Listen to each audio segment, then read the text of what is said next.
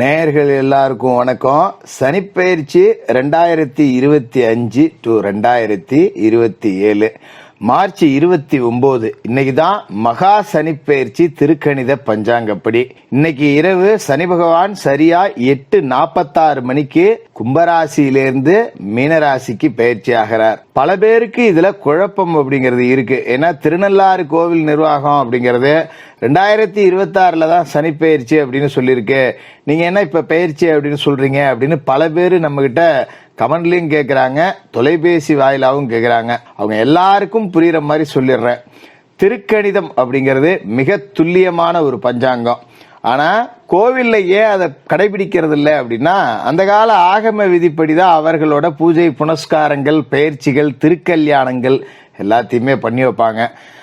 இதாவது இப்போ கரெக்டா சொல்லணும் அப்படின்னு பாத்தீங்கன்னா, சூரிய உதயம் இன்னைக்கு காலையில 6:18 மணிக்கு அப்படின்னு வாக்கிய பஞ்சாங்கம் சொல்லுது அப்படின்னா, திருக்கணித பஞ்சாங்கம் 6 மணிக்கு அப்படின்னு சொல்லும்.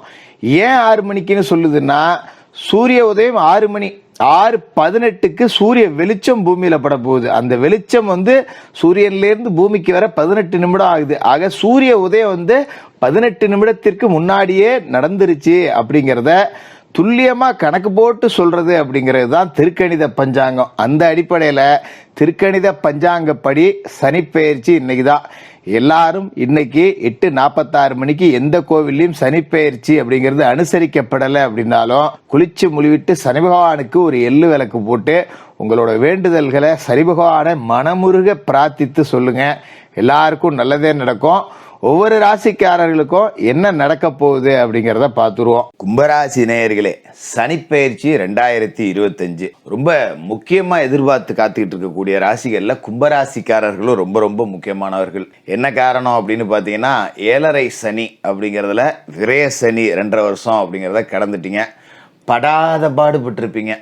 பயங்கர கடன் உருவாயிருக்கும். அப்படியே பெரிய சொத்துக்காரனா இருந்திருந்தா கூட சொத்து பத்தை வித்து செலவு பண்ற நிலைமையா இருந்திருக்கும். வாழ்க்கையில மிச்சோன்னு ஒண்ணுமே இல்லை, என் தாத்தா முப்பாட்டன் சம்பாரிச்சு வச்சுட்டு போயிருந்தான், நான் காலி பண்ணி விட்டேன் ஒழுங்கா பொழைக்காம அப்படிங்கிற நிலைமை இருக்கும். அப்படியே சொத்து பத்தே இருந்தாலும் கூட சிலரால் அனுபவிக்க முடியாது. அம்மா கடன் வந்துருச்சு, எதையாவது வித்து விட்டு கடனை அடைச்சிட்டு நிம்மதியா இருக்கலான்னு கூட பார்த்தா அது கூட முடியல அப்படிங்கிற நிலைமைய விரய சனி கொடுத்துருப்பாரு. அடுத்து ஜென்ம சனி அப்படிங்கிறது 2.5 வருஷம் இப்போ முடிய போகுது உங்களுக்கு. இந்த ஜென்ம சனி என்ன பண்ணிருச்சுன்னா, விரய சனி எவ்வளவோ தேவலாம். நான் கூட விரய சனி காலகட்டம் தான் கொடுமையாக இருக்கும்னு நினச்சேன். ஜென்ம சனி அதுக்கு மேலே இருக்கு. ஆளை போட்டு வாட்டி வதைச்சிருச்சு. உடம்புல ஒன்றுமே இல்லை, சத்தே இல்லை, நடக்கவே தெம்பு இல்லை, மனசில் சுத்தமாக தெம்பு இல்லை. நான் எப்போவுமே கொஞ்சம் தைரியசாலி, ஆனால் எனக்கே இதுக்கு மேலே என்னடா பண்ணுறது வாழ்க்கையில் அப்படின்னு ஏதோ ஒரு விளிம்பில் போய் நிற்கிறேன். சில நேரத்தில் தற்கொலை பண்ணிக்கலாமான்னு கூட முடிவு வந்துருச்சு. ஆனால் அதுக்கும் வழி இல்லாமல் போச்சு. பிள்ளை இருக்கு, பொண்டாட்டி இருக்கே, விட்டுட்டு போனால் தடுமாறி போகுமே அப்படின்னு சொல்லிட்டு வாழ்ந்துக்கிட்டு இருக்கேங்கிற மாதிரி ஒரு மோசமான வாழ்க்கை. எனக்கு இதை சொல்கிறதுக்கே ரொம்ப சங்கடமாக இருக்குது. அப்படி தான் இருந்திருக்கும். இப்போ சனிப்பெயர்ச்சி 2025 மார்ச் 29 நடக்க போகுது.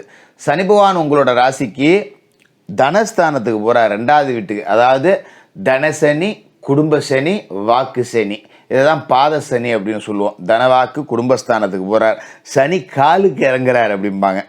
அப்போ காலில் சனி இறங்குறாருன்னா நம்ம காலை கவனமாக பார்த்துக்கணும். காலை பயன்படுத்தி ஏதாவது வேலை செஞ்சால் விளங்காது. அதாவது இதை எதை சொல்லுது அப்படின்னா, பயணங்கள் அப்படிங்கிறது. பயணங்களால் பலன் இருக்கா அப்படின்னு கேட்டால் இல்லை அப்படின்னு சொல்லுது. சரி, இதில் நல்லதே இல்லையா ஜோசியர்னா? ஏகப்பட்ட நல்லது இருக்குது. என்ன காரணம்னா, இந்த வடை சட்டிக்கு பயந்து பாலுங்கணத்தில் விழுந்த கதைன்னு சொல்லுவாங்க தெரியுங்களா? ஏதோ ஒரு சின்னோடு குளிய தாண்டறேன்னு சொல்லி பெரிய காலுங்கணத்தில் விழுந்த கதை தான்.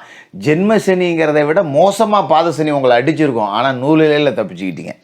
எப்படி தப்பிச்சிங்க அப்படின்னா, இந்த பாதசனி வருது பார்த்தீங்களா? இந்த பாதசனி வர்ற காலகட்டத்தில் மார்ச் 29, அடுத்து பார்த்தீங்கன்னா ஏப்ரல் 18 ராகு உங்கள் சொந்த ராசிக்கு வர்றாரு. விஷ பாம்பு போச்சு அப்படிங்கிற மாதிரி ஒரு மோசமான இடத்துக்கு வந்தார். ஆனால் தப்பிச்சுக்கிட்டீங்க. எப்படி அப்படின்னா, ராசிக்குள்ள ராகு, கலத்திரத்தில் கேதுங்கிறப்ப சர்ப்பதோஷத்தோட பிடிக்குள்ளே வரீங்க. பாம்போட கட்டுப்பாட்டுக்குள்ளே நீங்கள் வந்துடுறீங்க. நல்ல வேலையா அதுக்கு 4 நாளைக்கு முன்னாடியே, ராகு கேது பயிற்சி ஆகிறதுக்கு 4 நாளைக்கு முன்னாடியே குரு உங்களோட ராசிக்கு 4வது வீட்டிலேருந்து பயிற்சி ஆகி 5வது வீட்டுக்கு போயிடுறார். 5வது வீட்டுக்கு போன குரு அங்கே இருந்து தன்னோட 9ஆம் பார்வையாக உங்களை சொந்த ராசியை பார்த்துடுறாரு. தப்பிச்சிட்டிங்க. ராசிக்குள்ளே வருதுல விஷப்பாம்பு ராகு, அதை குரு பார்த்துடுறாரு. எப்பா ஒழுங்காக இருந்துக்க அப்படின்னு சொல்லி ராகுவை குரு அடக்கி விடுறாரு. இல்லைன்னா குடும்ப சனி, கலத்திரத்தில் கேது, ஜென்மத்தில் ராகு. நேற்று கல்யாணம் ஆனவனு கூட இன்றைக்கி டைவர்ஸ் வாங்கி கொடுத்துரும். அந்த மாதிரி ஒரு மோசமான அமைப்பு அப்படிங்கிறது இது. இந்த குடும்பத்தில் சனி, ராசிக்குள்ளே ராகு, மனைவியை குறிக்கக்கூடிய 7வது இடத்துல கேது. ஒத்துமைங்கிறது கொஞ்சம் கூட இருக்காது. ரெண்டும் ரெண்டாப்ப, ரெண்டும் கலண்டாப்பம்பாங்க பார்த்தீங்களா. அடி தடி, போலீஸ் ஸ்டேஷனுக்கு போகிறேன், டைவர்ஸ் வாங்குறேன், கோர்ட்டுக்கு போகிறேன்னு நாசம் பண்ணியிருக்கோம். நல்ல வேலையாக தப்பிச்சுக்கிட்டீங்க. சரி, போனதை விட்டுடுவோம். வர்றதில் ஒரு ஆபத்துலேருந்து நீங்கள் நீங்கிவிட்டீங்க. சரி, இப்போ பொழப்பு ஏதாவது ஓடுமா, கடன் ஏதாவது அடைக்கலாமா, ஏதாவது வாழ்க்கையில் உருப்பிடுவோமா உருப்பிட மாட்டோமா, சுருக்கமாக சொல்லுங்கள் ஜோசியரை அப்படின்னு தான் கும்பராசிக்காரர்களோட மனநிலையே இருக்கும். ஏன்னா பட்ட கஷ்டம்லாம் தெரிஞ்ச தானே ஜோசியரை, அதை என்னத்தை நீங்கள் திரும்ப திரும்ப சொல்லி வேதனை நின்றீங்க அப்படிங்கிற மாதிரி தான் உங்களுக்கு இருக்கும். ஏன்னா கஷ்டப்பட்டது நீங்கள் தானே. எதுக்காக இதை நாம் சொல்லிடுறோன்னா, இதெல்லாம் நடந்தது உண்மை தானே. அப்போ இதுக்கு மேலே நடக்க போகிறதும் உண்மை தான். கொஞ்சம் பொறுமையாக கேளுங்க. அதாவது சனி 2க்கு வராரு அப்படின்னா கடைசி கழுவடை அப்படின்னு சொல்லுவோம். இதை சனியே கொடுப்பார். சனி யார் அப்படின்னா ராசிக்கு அதிபதி, விரயஸ்தானத்துக்கு அதிபதி. அவர் தனவாக்கு குடும்பஸ்தானத்தில் வரார். அப்படிங்கிறப்ப பேச்சை வச்சு தொழில் செய்கிறீங்க பார்த்தீங்களா, பேச்சை மூலதனமாக கொண்டு தொழில் செய்கிறவங்க பயங்கர காசு சம்பாதிக்கலாம். அதில் எந்த மாற்றமும் இல்லை. சனி போகிற போக்கில் வாரி கொடுத்துட்டு தான் போவார். அதில் எந்த மாற்றமும் இல்லை. நீங்கள் கவலைப்பட வேண்டியதில்லை. இந்த சனி பயிற்சி ஆகி 2025 மார்ச்சா, அதுலேருந்து ஒரு 48 நாளை கணக்கில் வச்சுக்காதீங்க, விட்டுருங்க. ஏன்னா ஜூன் மாதத்துலேருந்து உங்களுக்கு காசு பணம் எங்கே இருந்து வரும்னு தெரியாது. 4 மூலையிலேருந்தும் காசு பணம் வரும். கடன் எல்லாத்தையும் அடைக்கலாம். உங்களால் நம்ப முடியாது. இப்போ சொன்னால் என்ன வைவீங்க நீங்கள், அட எங்கே ஜோசியர் இன்றைக்கி வேற ஏங்க விளையாட்டுக்கு பேசிகிட்றீங்களா அப்படிங்கிற மாதிரி. ஜூன் மாதத்துலேருந்து பல வழியிலையும் பணம் வந்து பையிருப்போம். அதில் எந்த விதமான மாற்றமும் கிடையாது. நான் எழுதி கூட தரேன், ஞாபகம் வச்சிங்க. நீங்கள் ஜூன் மாதத்தில் இதே வீடியோவில் வந்து கூட கமெண்ட் போடுங்க, ஜோசியரே நீங்கள் சொன்ன மாதிரி நடந்து போச்சு, நடக்கலைன்னாலும் சரி சவாலாக சொல்கிறேன். நீங்கள் வந்து என்னோட இந்த கமெண்ட்லேயே நீங்கள் வந்து கேள்வி கேட்கலாம். என்ன நான் சொல்கிறேன் நடக்கும். ஜூன் மாதத்துக்கு மேலே பணம் பல வழியில் வந்து பையன் நிரப்பும். அதில் எந்த மாற்றமும் இல்லை. அதுமாரி உடலில் இருக்கக்கூடிய பிணி அப்படிங்கிறது கொஞ்சம் கொஞ்சமாக நீங்கும். உங்களுக்கே பார்த்தீங்கன்னா உடம்பு மேலே ஒரு அக்கறை வந்துடும். இத்தனை நாளாகவும் நமக்கு உடம்புல தெம்பு இல்லைன்னு தெரியும். ஆனாலும் மல்லு கட்டிக்கிட்டு சில வேலையை நம்ம விடவே மாட்டோம். ஒரு ஆஸ்பத்திரி வந்தோம்னா டாக்டரு, எப்பா தண்ணி இன்னி உடிகிற பழக்கம் தான் விட்டுருப்பா, உடம்புக்கு ஒன்றும் செட் ஆகலை, கல்லீரலில் கொஞ்சம் பிரச்சனை இருக்குப்பா, அது இந்த பிரச்சனை இருக்கும் கண்டிப்பாக, சாப்பிட்ட உடனே பாத்ரூமில் போய் உக்காந்துக்கிறது. அப்போ தான் அவங்களுக்கு ஒரு இதாக இருக்கும். வீட்லேயே திட்டுவாங்க, என்ன எங்கிட்டு வர, உடனே பாத்ரூமுக்கு போகிற, திங்கிற பாத்ரூம் போகிற அப்படின்னு. இந்த பிரச்சனை இருக்கும். ஏன்னா அடிவயிறில் ஏதாவது ஒரு பிரச்சனையை நிச்சயமாக சனி கொடுத்துருப்பாரு. இதாலே பார்த்தீங்கன்னா சில பேருக்கு வயிறு உப்புசம், மூச்சு பிடிப்பு வந்திருக்கும், வாயு தொந்தரவு அப்படிங்கிற மாதிரி இருக்கும். இங்கே பார்த்தீங்கன்னா இடது கை தோள்பட்டையிலேருந்து அப்படியே வலிக்கும். வலது கையில் வந்து பார்த்தீங்கன்னா அப்பப்போ கொஞ்சம் இழுக்கிறாப்புல இருக்கும். சில பேர் என்ன நினைப்பாங்க, ஐயோ நமக்கு ஏதாவது ஹார்ட் அட்டாக் வரப்போகுதா அப்படின்னு சொல்லிட்டு ஃபோனை எடுத்து நோண்டி பார்ப்பாங்க, அறிகுறி ஏதாவது இருக்கா அப்படின்னு கூகுளில் போட்டு தேடி பார்க்குறது. அதில் தேடி பார்த்தோன்னா அதில் இருக்கிற எல்லாம் நமக்கும் இருக்கும். ஐயோ இது என்னடா வம்பா போச்சு அப்படின்னு சொல்லிட்டு ராத்திரியில் படுத்துக்கிட்டு தூங்காமல் என்ன பண்ணலாம் ஏது பண்ணலாம், இன்னும் சம்பாரித்து வைக்கலையே, சேர்த்து வைக்கலையே, ஊடு கட்டலையே, இதெல்லாம் யோசிச்சுட்டு படுத்து கிடக்கிறது. இதெல்லாம் இனிமேல் இருக்காது, கவலைப்பட வேண்டியதில்லை. தேக ஆரோக்கியத்தில் இருந்த பிரச்சனை நீங்கி ஒரு சக்தி கிடைக்கிறத நீங்கள் உணர்வீங்க. அதுக்கு மேலே சனி உங்களுக்கு கொஞ்சம் கொஞ்சமாக பணம் கொடுப்பார். இந்த 5 வருஷமாக பட்ட பாட்டுக்கு கொஞ்சம் பலனும் கொடுப்பார். சனியோட பார்வை அப்படிங்கிறதுக்கு பலன் இருக்குது. சனி வந்து உங்களோட ராசிக்கு 4, 8, 11 இந்த 3 வீட்டையும் பார்க்குறார். 4வது வீடுங்கிறது சுகஸ்தானம். தாயாருக்கு உடல் ஆரோக்கியத்தில் கவனமாக இருக்கணும். அதுமாரி உங்கள் சொந்த தேக ஆரோக்கியத்தில் சின்ன சின்ன பிரச்சனை வரும், பயப்பட வேண்டியதில்லை.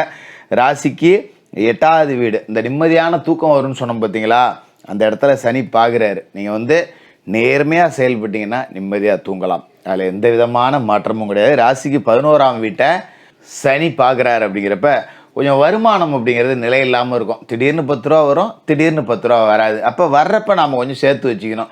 நான் பெரிய ஜமீன்தார் அப்படின்னு இருக்கிற காசை அப்படியே வாரி விட்டுட்டு இறஞ்சோம்னா கடன் வாங்கிட்டு தான் குந்திருக்கணும். அதனால் கையில் காசு வரும்போது கை பணத்தை கொஞ்சம் எண்ணி எண்ணி செலவு பண்ணுங்க.